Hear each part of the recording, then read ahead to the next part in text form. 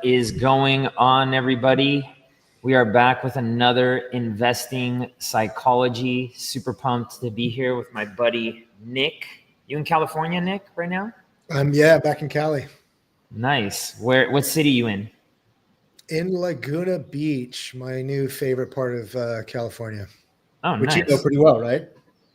I grew up in Laguna Niguel and surfing. Laguna Beach doesn't really have too good of surf spots. It has a few, but that's not where you usually go to surf. But cool, man. Cool. Awesome. So we got another good show today. Today we're going to be talking more about bull market fatigue, which, by the way, we're not experiencing right now. There is a fatigue that we're feeling here. These markets have been very finicky.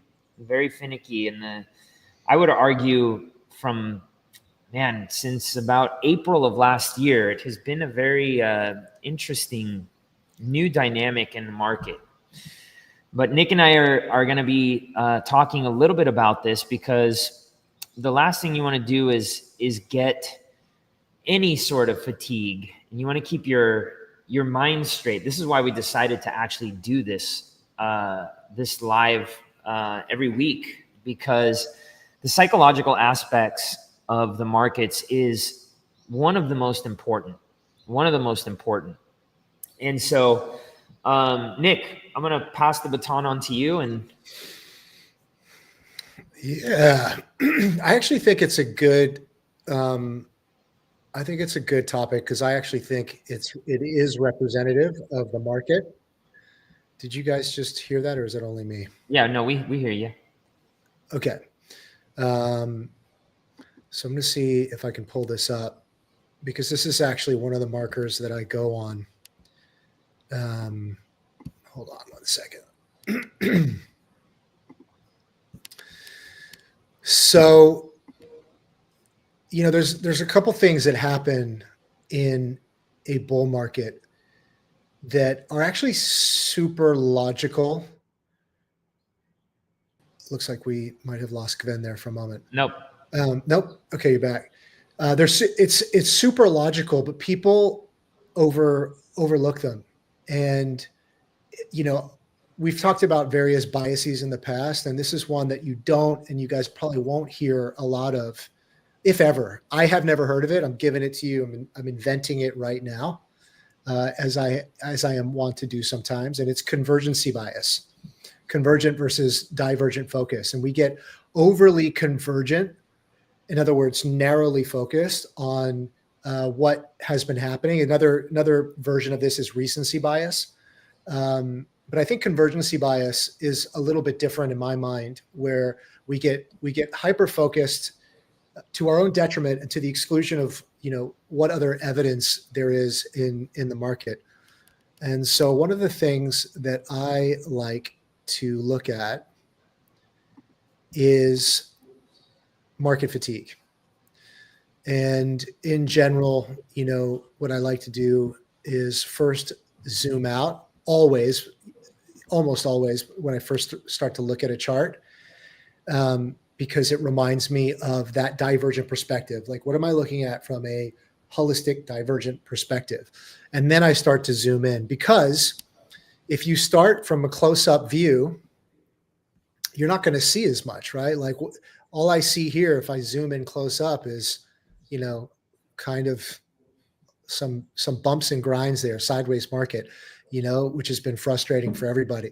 But when I zoom out to the monthly perspective, it paints a much clearer picture.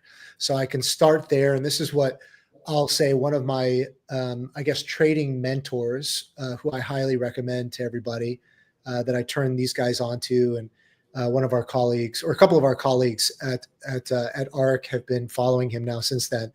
A guy named Philicon, who's on X. And I think X is his main platform, Philakone. I'll put it in the chat, or maybe Jordan can in a second. But anyway, he's the first one that turned me on to this concept of fatigue and how to look for it. And so what you're looking at here on the screen is an indicator called the relative strength index. And the relative strength index shows you how strong the demand in the market is compared to price action.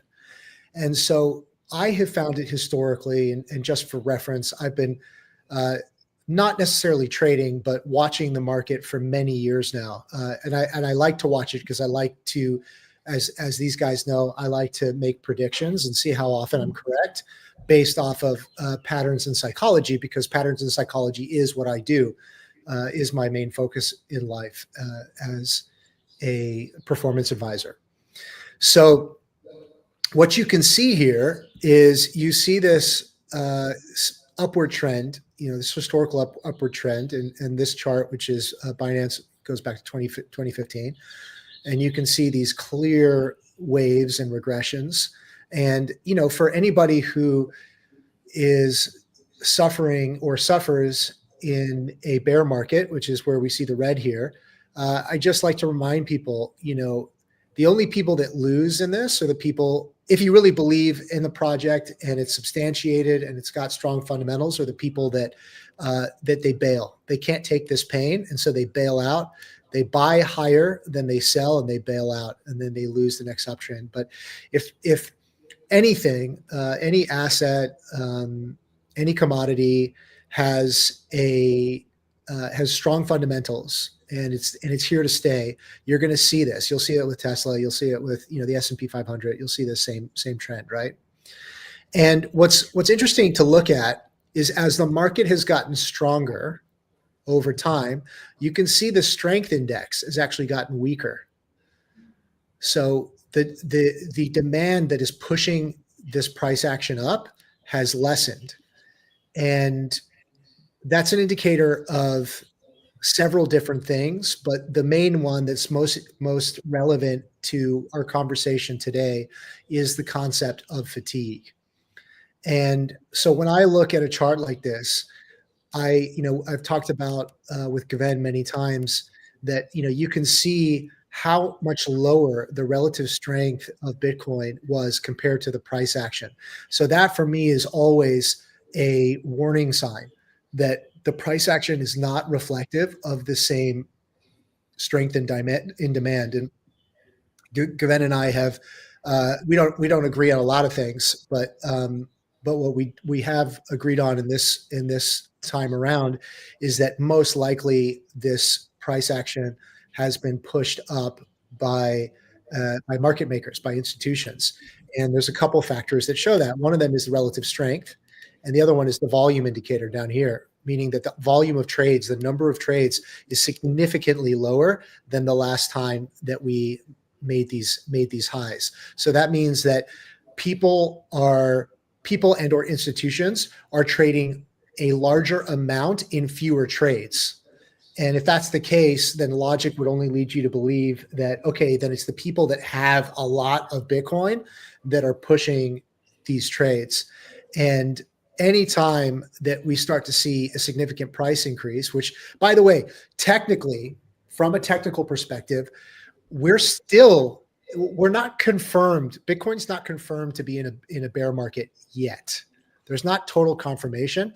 It's my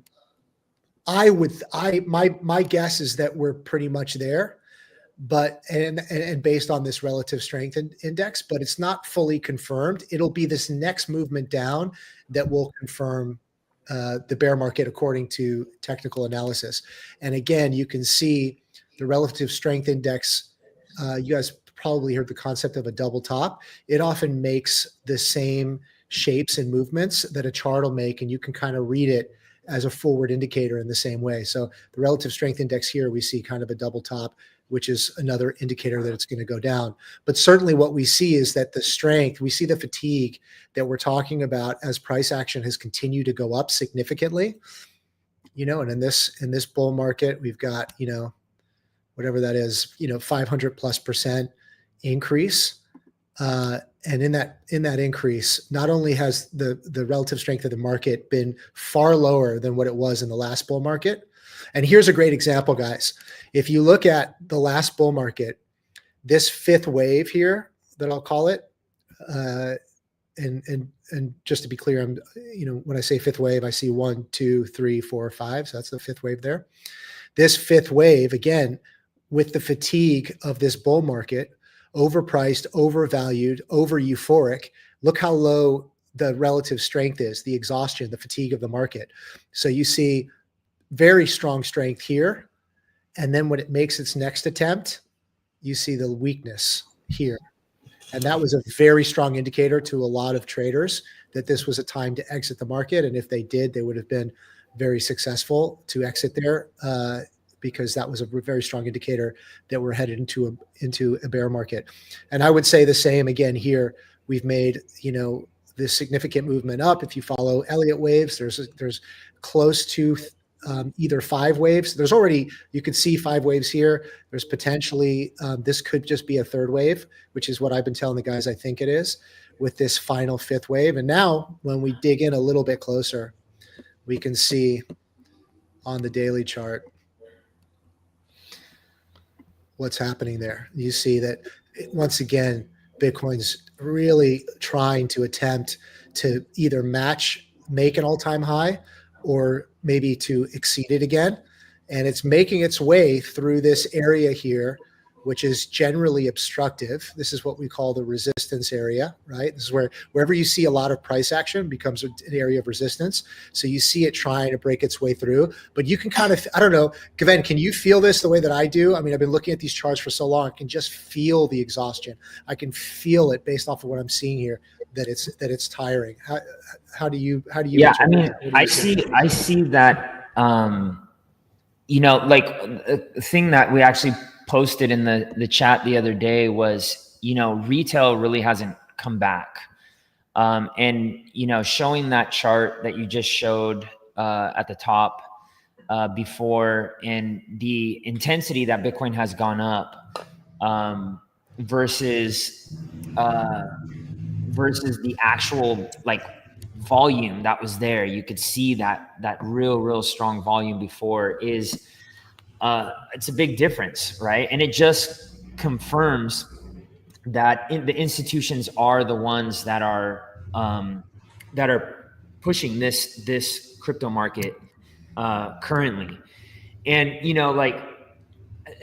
for me, I used to be more of a buy and hold, but I'm definitely not anymore.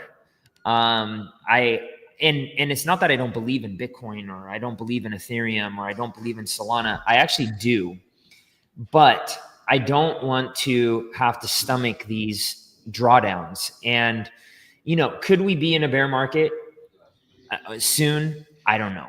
Could we not? Could it go up? Yeah, I see both sides to this story. And I think, one of the things that has to happen, in my opinion, is interest rates have to come down. And I was talking to some of the students the other day, where I was telling them, I'm like, look, even in the housing market, even in the stock market, in my opinion, we need fresh capital, and we need retail to come in and buy this. It can't just be sustained by, dark pools and institutions. It's not what's going to really drive these markets to Valhalla, in my opinion. And so I think, though, this is my personal take on this. Are we in a bull market? No. Are we in a bear market? No. Are we going to go down substantially? I don't think that either. I think we're in purgatory, crypto, and that's what greed. That's what greed gets us in, and that's what's driving this. I agree. Yeah. And so, but going back to a comment you made earlier, let me share my screen here. Let's see here. So this is one of the reasons that I don't like HODLing, because you may believe in a project, right? And this is the Aave chart, right? Which I think Aave is a great protocol. I mean, billions of dollars in total value locked in loans made, billions of dollars of transactions over time, and it's survived the Celsius. It's survived DeFi hell, DeFi summer. You know, it's really been a very resilient token, and in my opinion, has even a better use case than Bitcoin. Right? It's just more people have adopted Bitcoin than Aave, right? But this actually does something, in my opinion. And you can see here that although you could have HODLed, let's say though you bought up here and you HODLed all through here, you're still not even close, you know, to the top. And, you know, let's take a look at like what the top looks like, right? So for me, HODLing, look, you're 273% away. Let's see what that is in terms of loss on this wick here. You know, you're still at a 73% loss, assuming you bought up here, right? And most people didn't. But even if you would have bought here, you're still at break even, right? You would have been better off buying maybe like gold. I think though, Nick, but to complement what you were saying, I think if you have more mature assets, right? Gold, Tesla, right? NVIDIA, whatever. Ethereum has not been performing very well, but I think still Ethereum is going to do very well at some point in time. I think that's where you should. But if you have like newer assets that aren't at that top range, I would be very leery to HODL. Very, very leery to HODL. I have some YOLOs, you know, and I mean, one of them is FXS, right? Now, I got into FXS. Look at this chart. I got into FXS in the pre-sale at like, I think it was like 89 cents, right? And I have been yield farming it. I was making all sorts of money on FXS, hundreds of thousands of dollars I've made off FXS, like where I've cashed in the profit, right? And I sold it here, I sold it here, I sold it here, I sold it here, you know, and I was yield farming it. So it was just like creating fees all along, but my stack grew so big because it came out so strong right out the gate from the ICO that I got, or the private sale. I shouldn't say ICO because it wasn't an ICO. But you can see here, a lot of people, somebody bought here, right? And maybe they capitulated along here, but somebody's also probably been HODLing all along here. Now, do I like this project? Yeah, I follow it. I think they're doing great things, but is it anywhere near to where its all-time high is? No way. You know, like this is a perfect example of where I shouldn't have HODLed. I should have gotten out of this. And if I really liked it that much, I could have just bought back in, right? Sold out and bought back in, but I didn't.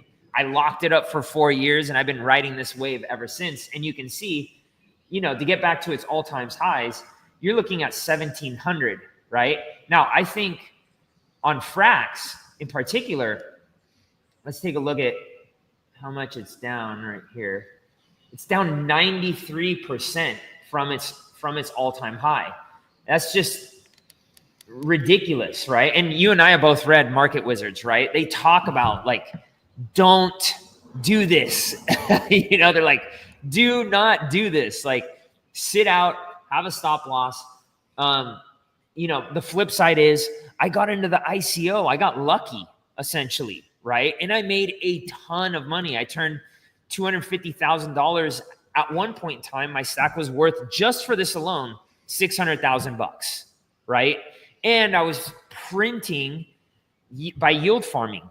So I would definitely urge every single person here to have a plan. And this is, it's not easy, right? Like Nick, you do Elliott Wave, that's your thing, you know, TA. Me, I have algos that we've been testing, that we've been in. That's the way I do it, just because I don't have the time to constantly be trading. I just don't, you know, because that's another danger. But if If you have the time to do it, awesome. And if you don't, I forget which market wizard said this. He said, find somebody who's really good to do it for you, right? And Nick, I don't know what your take is on this, but sometimes you get into bad streaks. They talk a lot about this in the other podcast called investing psychology or trading psychology, right? Sometimes you just even get into bad streaks, right? And this is something that I've really had to learn to live with. That it's like, okay, hey, look, sometimes you get into bad streaks. Does that mean change the strategy? Anytime that I've pivoted too quickly, it's worked to my detriment. I don't know what your thoughts are on that, though. Yeah. So again, I always think about these things or view them through human psychology and behavior because it's my specialty. And it relates to a couple of the biases that we've talked about. One of them, I talked about the convergency bias, which again, you guys probably won't hear outside of this podcast. But what ends up happening when you experience something negative, not anything in life, but we're gonna use the example of the market, is it puts you into a state, some version of fight or flight. So what it does is it ignites your autonomic nervous system. And you guys have all had an experience of this. I mean, the most severe example I can think of was when I was a young, first year in college, had to make my own way, had to pay for everything, had a little bit of support from the university, little bit of support from my grandmother, but mainly it was like me figuring it out. And I go to the bank one day to cash I guess like it was like a partial scholarship check. And I see these guys in a van and they're like, man, they were such good actors, dude. They're outside this van and they're like, kind of talking to themselves, and the van was open, there are boxes in the back and beautiful, like really well put together boxes. They didn't look shady, which would have been the first alarm. So I go into the bank, they don't say anything to me. I come back out, but they had noticed that I looked at them. So when I came back out, they're like, hey, buddy, they're like, you don't know anybody in maybe the club and bar business, or maybe somebody that would want really high-end speakers. And I was like, no, not at all. He's like, oh man, it's such a bummer because we were delivering these speakers and they gave us extra ones. We have extra ones that are not on the list and the club doesn't want it. So we're just trying to sell them. And they're, you can see, and they show me the paperwork. These things are worth, $2,500. And like, we'll just give them away basically, a couple $100, whatever. And, looking at the paperwork, completely believing these guys. Long story short, I buy the speakers thinking I'm getting them for a couple $100. I had no money, right? That was a lot of money at that time. And, thinking I could resell them, it was an investment. I thought, I'm going to make some money. And it turns out to be a scam. Of course, you guys know the end of this story. But I remember that feeling of like, my entire nervous system, just like the stomach punch, feeling nauseous, panicking. I couldn't think straight. That's my autonomic nervous system going into extreme fight or flight. So I'm trying to think about what to do to scramble. And all the ideas that were coming to my brain were terrible ideas, right? Like, I should go out into a parking lot and just like try to sell them to another student. Maybe I put up posters somewhere. Let me call more thrift shop, rather than just accepting the fact that I got screwed, report them to the police, best case scenario, and learn the lesson, right? But my point in telling you guys that is that, when we're looking at the market, and what's really interesting for me is, as Gven can probably testify, we have this little cute chat between a couple of us. It's called Nick's Predicts, right? And I've been on point predicting the market, even surprisingly for me, I pretty much haven't been wrong for however long I've started that chat. Let's call it 6-8 months, right? But I haven't been trading, and I've actually let let the arc do that for me. And the reason I haven't is twofold. Number one, what Gven already mentioned, which is that I don't have the time, and I know I've got so many other things that are my specialty, and I'll come back to this. It's a concept of finding the right who. Remind me, Gven, to come back to that. But I also know the following, that as soon as I actually, right now I can make predictions because I'm not invested personally. But as soon as I become invested and the market moves against where I thought that it would in the slightest bit, I'm going to become hyperly convergently focused because my autonomic nervous system is going to be driving itself, urging itself to get into fight or flight to preserve that capital.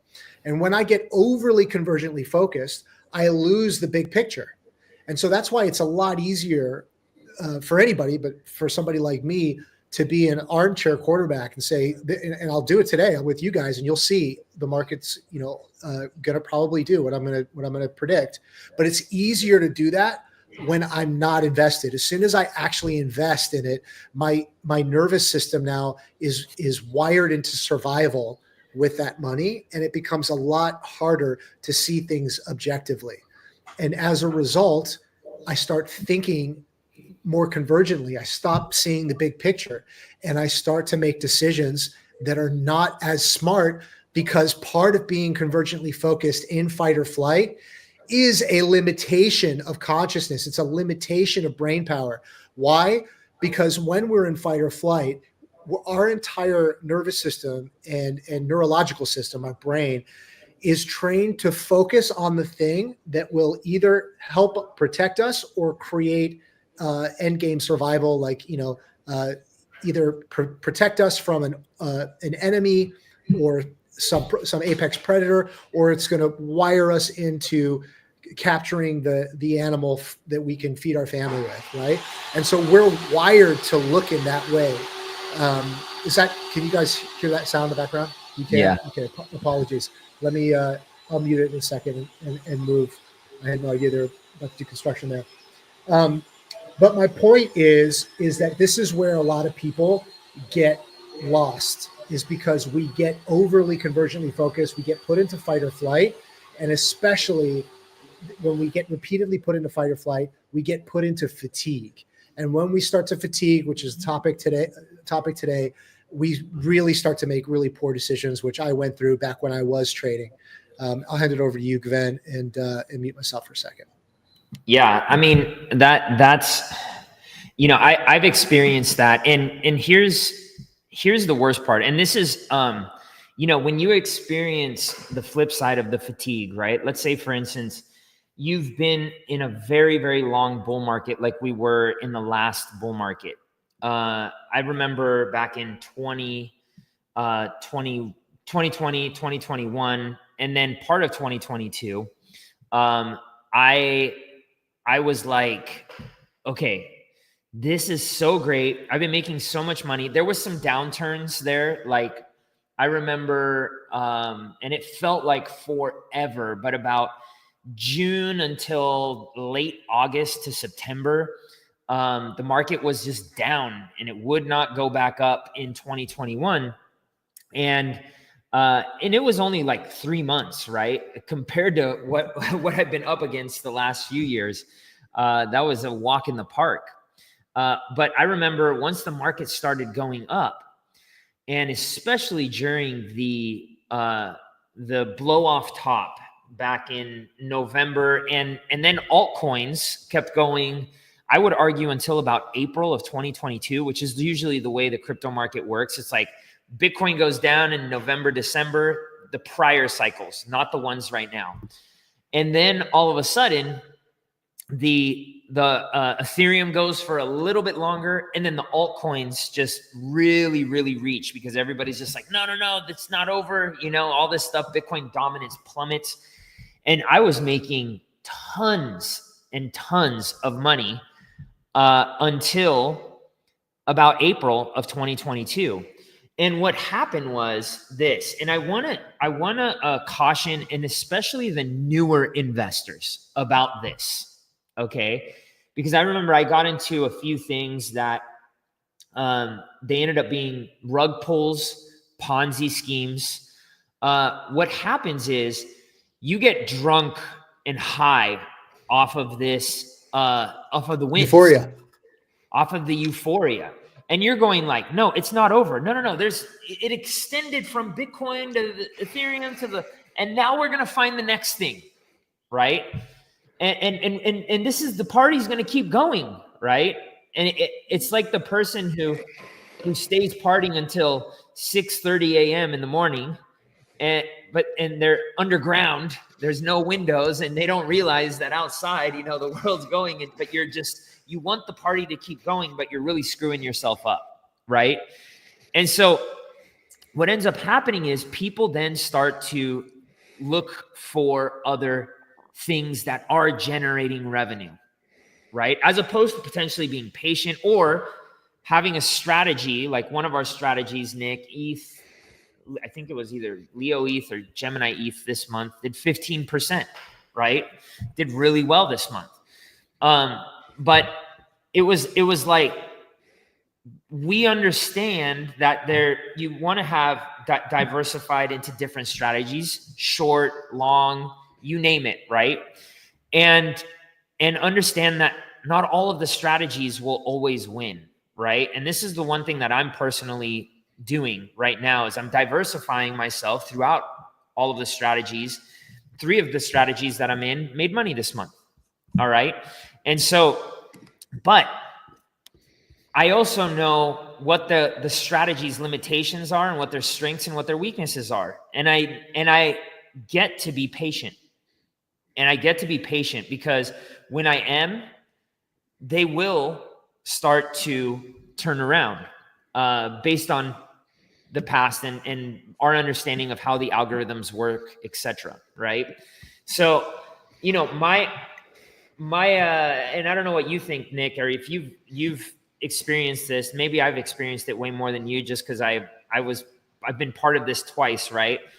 The scariest time for me for a retail investor is usually once the party stops, because I've been in that boat where no, this is great. We're still making money. Everything's good. But eventually, these things, and especially where you lose custody of your money, where you send that money and your power to somebody else, and it's not, on chain, you don't know what's going on. That can be a very, very dangerous thing for me. And that's why I stick to the blockchain. I mean, I really do have PTSD from centralized exchanges, centralized, even brokerages, that are regulated, in my opinion, can be very, very dangerous, just from what I've seen. But Nick, what are your thoughts on that? Yeah, I mean, look, I like harsh realities, as Gven knows, right? Because we've worked together now for several years. I just like looking at it. I like being honest, really honest about things with myself and others. I think it's the fastest way to, and one of the most powerful ways to learn. And look, the truth of the matter is that at least a portion of, if not the main reason why everybody on this live right now got engaged with crypto, maybe is still engaged with crypto, at least a portion of it, I'm not saying the only reason, at least a portion of it is because we saw a potential for a fast win. We've seen people, we've heard of people becoming millionaires. I know several billionaires with a B, crypto billionaires, right? And, I hope everybody's aware of that. I imagine everybody is. That's the harsh reality. That's the truth. And that's what creates something called the adamant effect, which is another bias, right? Which is that our tendency to overvalue something that we own more than what the actual market value is. So if you read and you think about, Market Wizards is a great example, but you think about the main players that come to mind in terms of successful investors, and I think Ray Dalio, Warren Buffett are always 2 that come to mind, right? They really focus on things like price to earnings ratio. They focus on historic trends. They are always focused on the marathon, not the sprint, long-term view. Why is the price to earnings ratio important with normal stocks? Because it gives you a more balanced. See, somebody mentioned Tesla. I was just looking at it actually. I'll use it as an example. The price to earnings gives you a much easier or much more balanced view of what the value of a stock is. So, this is again the zoomed out monthly view of Tesla, right? You can see, if even somebody with relative novice understanding can see how the value here increased exponentially, right? And so, what's driving that? Well, certainly there's a lot of the market, right? Tesla did some good stuff, created some, very viable new technologies. They disrupted the market. And sure, that's a certain portion of this increase of the price to earnings ratio and the value of the stock. But the rest of it is just euphoric prospecting. It's the potential, and it's the potential of where the value is going to go of the stock without really considering what the actual real-time value is. That's the mistake most retail investors make, that the big players, from JP Morgan Chase, Jamie Dimon, all the way down the line, those big players never make that mistake. They're never fooled by this euphoria. They may be they are just as greedy as the rest of us, probably more so, right? Because that's certainly what has, I'm sure, driven at least in part their career. But they don't get fooled by this euphoria. And so I drew two lines there because what you could see as an example of Tesla, somebody was bringing it up, is you see that the price action makes these channels, right? And it's a significant difference. The bottom of this channel, let's just randomly say here, to the top, right? There's not as significant, of course, as crypto, as Bitcoin, but in general trading and marketing, this in the market's a huge number, 141%, especially for a top 10 stock, right? And so what you can kind of do when you start to think about these things that Gven and I have been discussing is you get a picture of when something is overpriced versus when it is underpriced. Most of the time, if it's dipping below or it's resting on this lower trend line, it's either at what the actual value probably is or it's beneath it. And so then you can also, there's an easier way to do it. You can also draw this mid channel, and that gives you can see that price action bumping off of that. That gives you another good idea of where the kind of medium point is of the value of the share. But this is why recently I bought Tesla right here. Let's zoom in for you guys. You can see it a little bit better, right? When I saw Tesla come down, I bought it right here because I saw that it was about to bounce off this trend line again, right? And again, this is a way to you're trading again, Nick? I'm investing. I'm not trading. I'm investing. I feel like it's an addict, bro. Just kidding. I am, for the first time. I'll show you guys this too, because I promised my little fun. None of this at all is financial advice. I am the last person in the world that you guys should take any or assume any financial advice from. But I do want to show you what's another cool thing and why I will be taking the first trade I've done in a long time soon. And by the way, Nick, we're coincidentally you're talking about Tesla. Gains.trade, which is the decentralized perpetual futures exchange that we use, is launching tokenized stocks, or real world assets is what they call it. I was just on a call with them today. And so you're going to be able to trade Tesla on the blockchain. Very cool. I'm like, and we have a script. Maybe we'll call it like Leo Tesla because it's from the Leo. We have Leo and Gemini Tesla. That's really cool. I got to show it to you because I think you'll like it. Yeah, I'd love to. That's one of the things that if you guys don't know, that I'm really kind of proud of and excited that the ARC's doing is they're, the goal, as we've repeated over and over again, is to help bridge the wealth gap. And how do you do that? Through opportunity and education. So, the ARC solves for education. That's the majority of what it does. But Gven and the team under him have also focused on creating the right opportunities. And, recently we've realized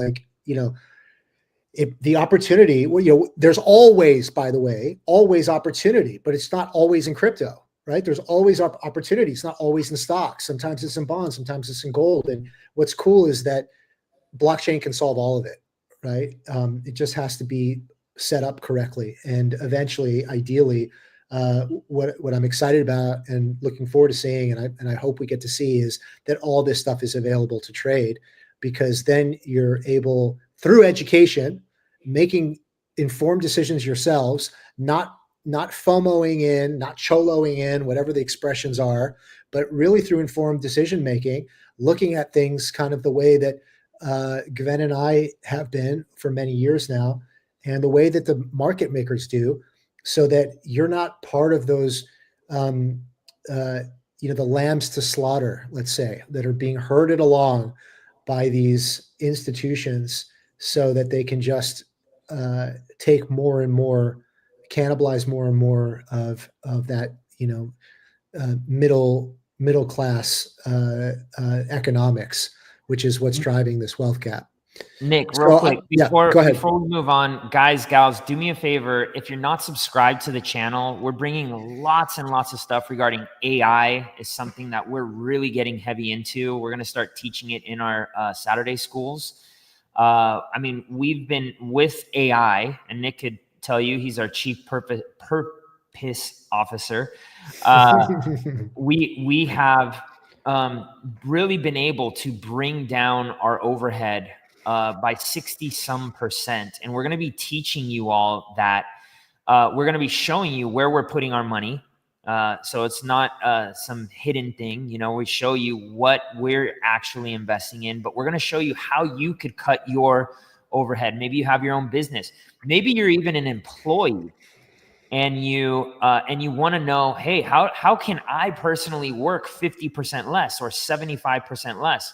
We're going to show you the tools that we're actually teaching people and that we've adopted ourselves so that you understand how to do that. And we're going to keep bringing you more and more stuff here on our YouTube for free. So all you have to do is smash that subscribe button and turn the notification button on, and you're going to be getting access to all of those videos that we have coming on. And share this video because we want people to learn. We don't want people to get wrecked. So Nick. Yeah, thank you guys. Cool. So I'll just share with you guys. Follow Nick. Follow Nick on TikTok. He's got some really good, really good content over there that I really don't get on TikTok, but when I see Nick's thing, it pops up as a notification. So you're the only one I watch. Oh, thank you, buddy. I appreciate that. Thank you. Yeah. So I'll show you guys again, moving back to the Bitcoin chart. I'll show you something else that's interesting and why I will be getting back into my first trade in some time. So what I had told the guys is that Bitcoin was going to bounce right here. How did I know it was going to bounce? Because two reasons that I'll show you, right? And this is all psychology, right? This trend line is psychology, right? See how beautifully it just bounced off that trend line there? And then there's another one. We know that right here. So I knew there was two strong reasons for it to bounce here. I also saw that the relative strength index was strengthening, and somebody mentioned it in the chat. What you look for is divergence. So when strength goes up and price action's going down, it means it's getting stronger and likely to bounce. So there's a bunch of different factors that we look at, but that's not what I'm trying to show you guys here. What I said to the guys is I said, not only is it going to bounce here, but what a lot of people aren't saying online, that of the guys that I follow, most of the really strong TA guys think that the 5 waves are over. They thought it was over here and that we're, now going into this bear market. But what I had told the guys, I saw something else, because if you guys start to pay enough attention, you watch these enough, what you'll see is that individual markets and charts, they become fractals of themselves. You can see it doesn't, as the expression goes, history doesn't repeat, but it rhymes. And so what I told the guys is that I thought we were going to see another version of this right here, where we made this all-time high. We had a bear market move. We bottomed out, and then we made a final attempt at all-time highs here. And actually, in this case, we barely pierced through the all-time high. And sure enough, what's happening? Same thing. You see how it doesn't look exactly the same, but you can see how similar it is to this move here. These 5 waves down, this bottoming, bouncing off resistance, right? The resistance points that I showed you. And now all of a sudden, we have this green move up. Now, nobody that's a part of this live sees this with euphoria and excitement, but I promise you there are people out there that are novices that do. They're looking at this and they're all excited again. Oh, Bitcoin to the moon, Bitcoin 150,000, whatever the thing is. And what I actually feel very confident is going to happen is a version of what's been repeated here, which is what we're moving towards. You can see we're trying to get through this resistance point for a final attempt at either meeting or surpassing all-time highs. And this will be the first trade that I get back into. I'll be shorting it when I feel that we have again gotten to that fatigue, which was the topic of today's market, that's representative in the relative strength index.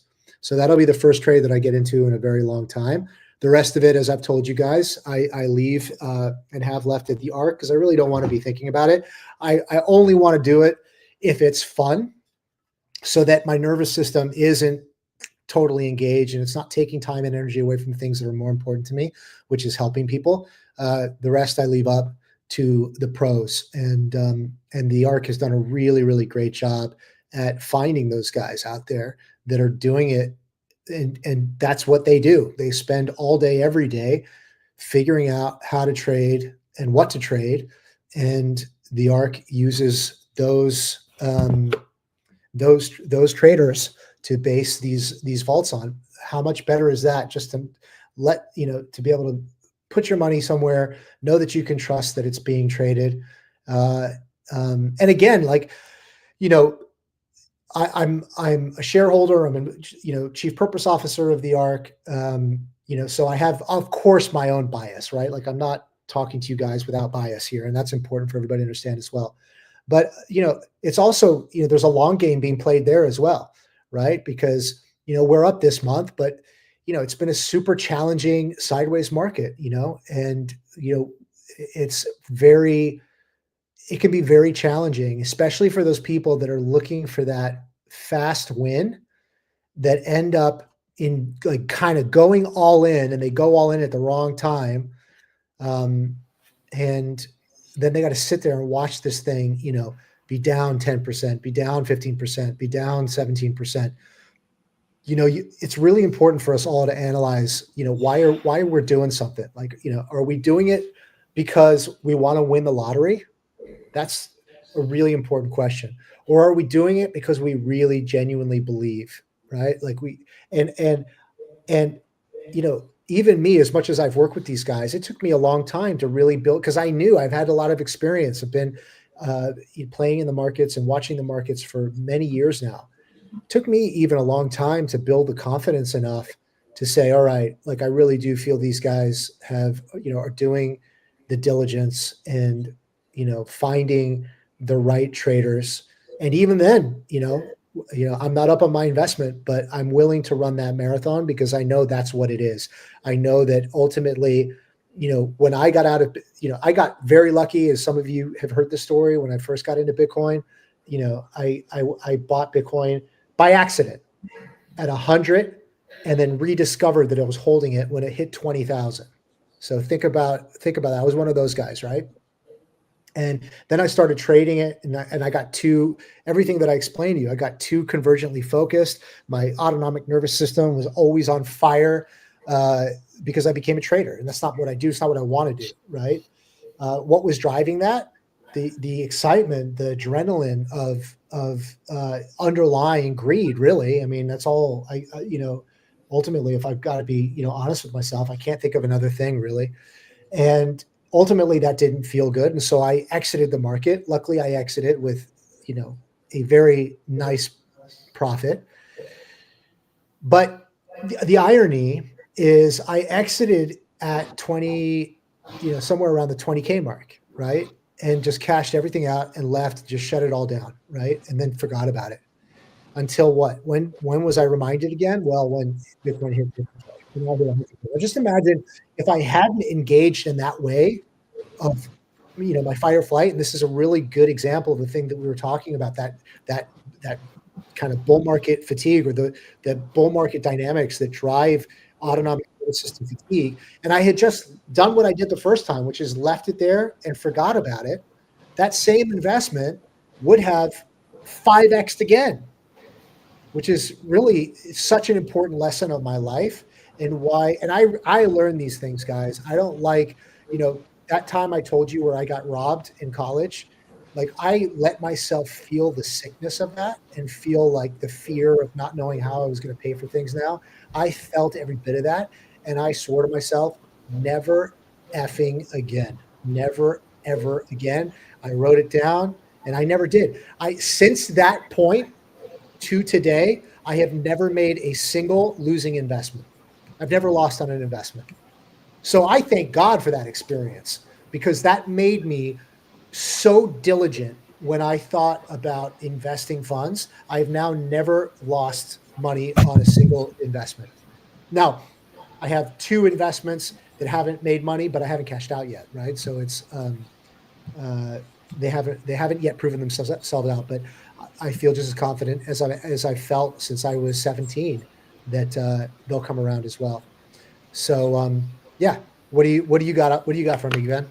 Yeah, I mean, I haven't been quite as lucky as you, that I haven't lost on my investments. However, I have learned definitely a lot of lessons from losses, right, and from wins, because and we talked.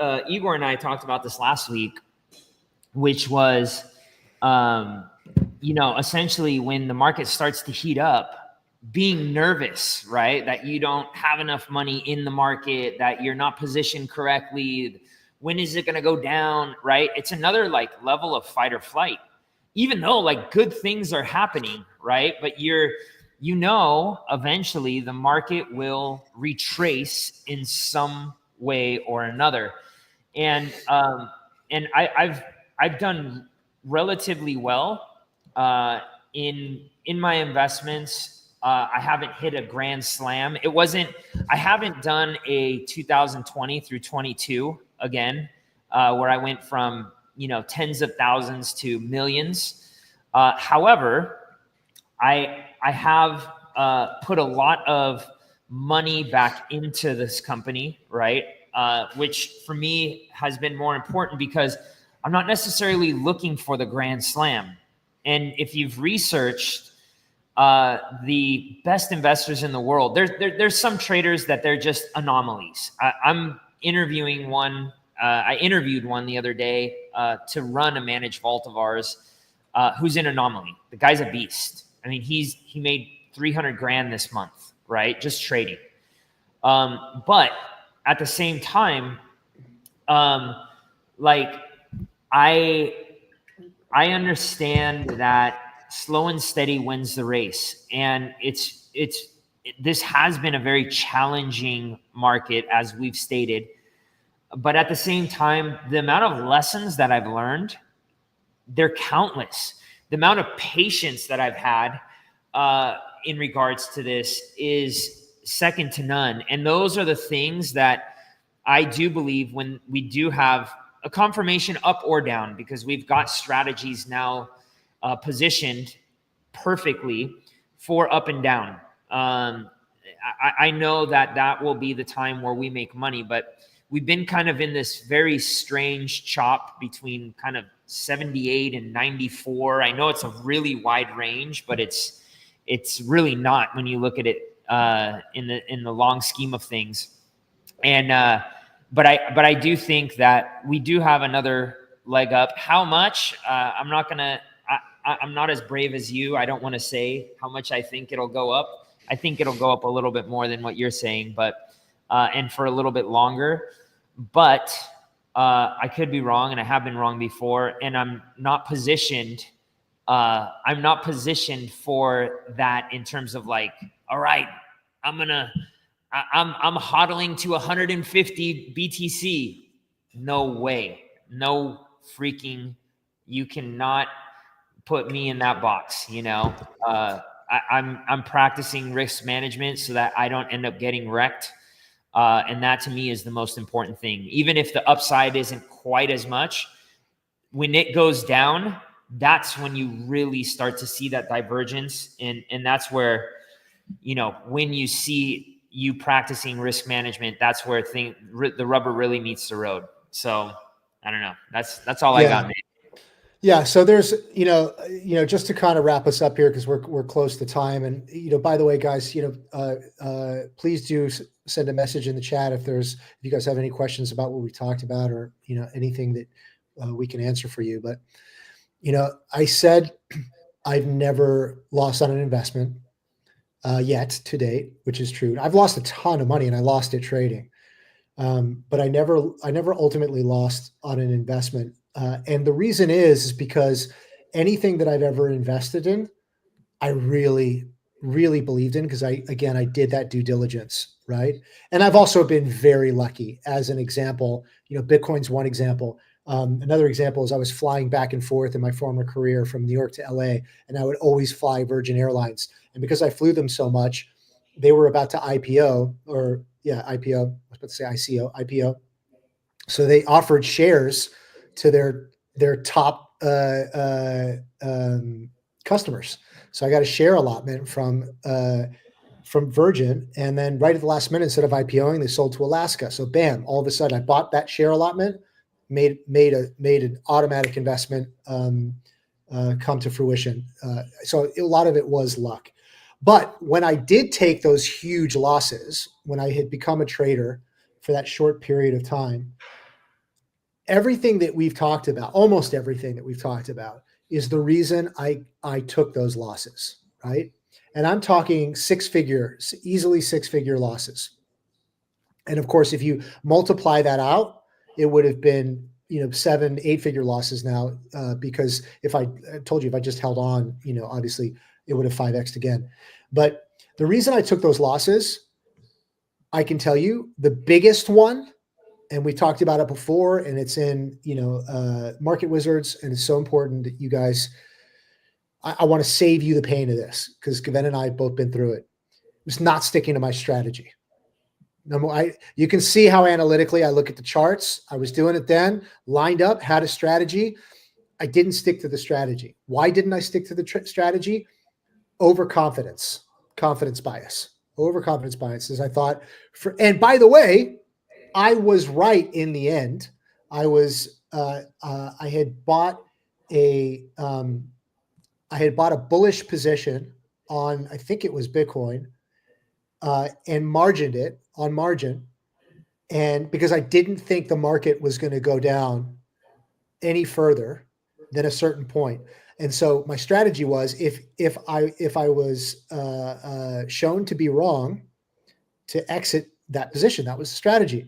But because I was so confident that Bitcoin was going up, I got margin called, because it went down just far enough for me to get margin called, wiped out. I think it was over $300,000 in a single moment. Whoa! Like, just the sickening feeling of that, right? This is a guy that didn't grow up, with anything. I didn't grow up with money, right? So $300,000 is a lot of money to move in a split second. So that was the result of overconfidence driving me through greed against my strategy, even though in the end I was right. Bitcoin did go back up again. And as a result, that did end up being another great teacher and great gift for me, because what you'll hear, if you guys have read Market Wizards over and over again, is stick to your strategy. Don't diverge from your strategy. You will have all these temptations, the endowment effect, recency bias, convergency bias, you name them, to want to push you away from that strategy. But remember, you make that strategy when you're in the best state of mind, when you've done the work, you're not in fight or flight. You've gone to the classes with the ARC. You've listened, you've read the books, you've listened to whoever it is else you guys listen to or read about, and you create that strategy. That's when your mind and your brain was in its best place, not when you're being emotionally triggered by price action, or like I was back then, just exhausted from trading because I was too overly involved and my nervous system was fried. So that's what I would end you up with. What about you, Gwen? Yeah, actually, I wanted to talk about one last thing, just a quick few minute. So you talked about Tesla. Did you hear that they're trying to push Elon Musk out the board? They're looking. Yeah, which is of course they're going to do that. It makes perfect sense. Right now he is the biggest detriment to Tesla. He's become the biggest detriment. Do you think that's going to happen? I think it'll be another Steve Jobs Apple situation. Oh, wow. Really? Yeah. And I think he's smart enough to do it. He's got a lot of ego, but I think he's smart enough because he's got so many other businesses anyway. He's smart enough to step out to allow Tesla to recover. And, but I don't think anyone ultimately will CEO the company better. So I won't be surprised. Here's another prediction for you guys. We'll see if it comes true. He'll be pushed out and then brought back in, just like Steve Jobs was. Oh, wow. All right, cool. I want to see that. I heard it today. My dad was telling me, and I was like, no way. They hadn't pushed them out yet. He's like, oh no, they pushed them out. And I was like, no way. They didn't push them out yet. But yeah, I'm actually really curious to see what happens with that. So yeah, I mean, you guys can see it doesn't even none of it makes any sense. Again, like the logic of it, right? Because, who drove the electric car market? Liberals and environmentalists. Yeah. Who's destroying Tesla, which is the biggest electric car market maker in the US? Now liberals and these supposed environmentalists because of politics. Like, people are not rational when it comes to emotionality, and that's a great way to kind of summarize everything we've talked about. So yeah, awesome, cool. All right, guys, gals, thank you so much for joining Nick and I today. We look forward to meeting up next week. Next week we should actually talk about losses, Nick, and how to handle loss, because I think that's something we haven't touched on.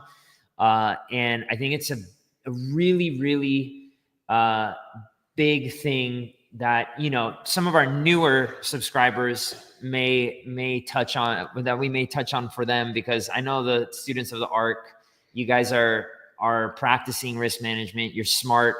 You're not even just going with us. You're going and finding even other ways, but you're using the DeFi ecosystem to make it happen. So and just us planting that seed and knowing that you may find somebody else who helps you teach risk management outside of even what we do. I'm cool with that, because the one thing that I want is for everybody to win, but specifically our community. So anyways, we should talk about that next week, Nick. Awesome. Yeah, agreed. Beautiful. All right, guys, everybody. Thanks so much for joining us. Yeah, hit that subscribe button if you haven't already subscribed, and don't forget to give Nick a follow at TikTok, Nick Manel. You'll find him over there. I'll put it in the chat so awesome. You guys can have it. Yeah, cool. Thank you, royalties, Sully. We got a lot of people in. All right, Nick put it in there. I am Nick Manel. All right, everybody. Thanks, cheers, guys. Bye.